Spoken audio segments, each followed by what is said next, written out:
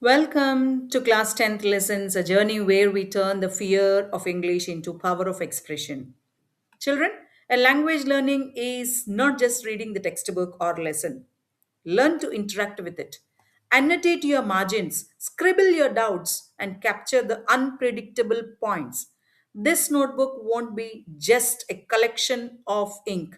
It will be the map of your understanding in your future or at the time of revision.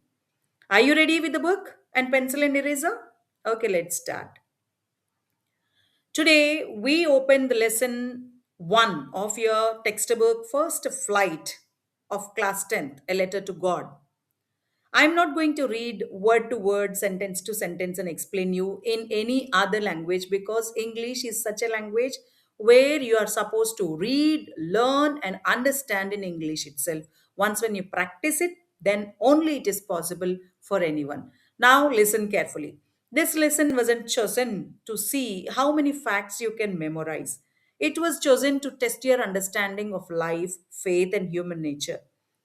If you master the question, why of this story, you will never fear any type of answer which is short answer or long answer. Let's learn about the man behind the words of this lesson. He is Gregorio Lopez y Fuentes, who is a Mexican writer and a journalist. He is known for his writing about village life and injustice to the human beings and human suffering and all that stuff. His writing style is simple, realistic, and deeply human. He does not use difficult language, but his ideas are powerful. This lesson reflects his concern for ordinary people and his belief that human sympathy is the greatest miracle. In board examinations, you are usually asked about the author's nationality, writing style, and the theme that he focuses on. So remember these points to write in your own expression about the author, which keeps you out of the box from your peer group. Okay? Now, the story is about a poor farmer, Lancho, who lives with his family on the top of a hill. His entire life depends on his crops. When rain comes, he feels happy because rain means food and money for him. When clouds finally appear, Lancho looks up and calls the raindrops new coins. Students, mark this point. This is a metaphor. Why coins? He said. Because rain leads to a good harvest, and a good harvest leads to prosperity. In Lancho's eyes, the sky is literally pouring money. But nature is unpredictable. Suddenly, the rain turns into a violent hailstorm. Within minutes, the white hailstones cover the field like salt. The coins are gone. Hard work is ruined. In this moment of total darkness, Lancho doesn't panic. He does something extraordinary. He writes a letter to God. Isn't it extraordinary or interesting, children? Let's see what happened further. Lancho asks God for 100 pesos in his letter to sow his fields again and to feed his family till he receives a new harvest.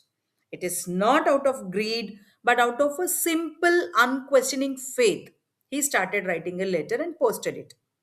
When the letter reaches the post office, the postmaster first laughs at the letter, but then he stops laughing. He is struck by the beauty of such belief on God. To protect that faith of Lancho on God, he and his staff sacrificed a part of their salaries and they managed to collect 70 pesos. Only 70 pesos it was. The postmaster sent it to Lancho, signing it simply as God. He felt he did a great job, postmaster. When Lancho opens the envelope, he isn't surprised because God replied to his request. That's how strong his faith was. But he is angry. Why? Because there are only 70 pesos. He asked for 100 pesos. He immediately assumes the post office employees, the very people who sacrificed for Lancho, he thinks they are the bunch of crooks who stole his money, who stole rest of the money that God has sent. Children, look at the irony of perception. The helpers are seen as thieves. God's help arrived, but it arrived through human hands, and Lancho failed to see it. This is the irony of faith. This is the end of the lesson, children. But now you have to analyze what is the moral of the story and send me through the comments the moral of the story, what you have understood.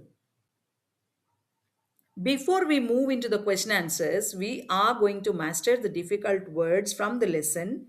You may call them new words or difficult words or hard words, whatever you may call them.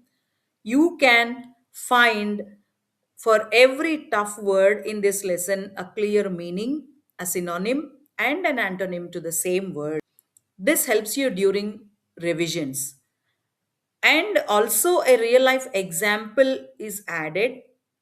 You can use it in your writing, in your own writing, read them aloud, understand, and try to apply them in your real life conversations so that you can easily construct a library of new words in your communication by the end of the session with all the lessons when we cover them.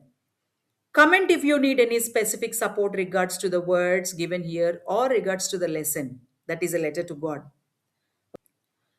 Next topic is on the way for you, children. Till then, stay confident, keep practicing what you have learned. See you in the next video. Thank you.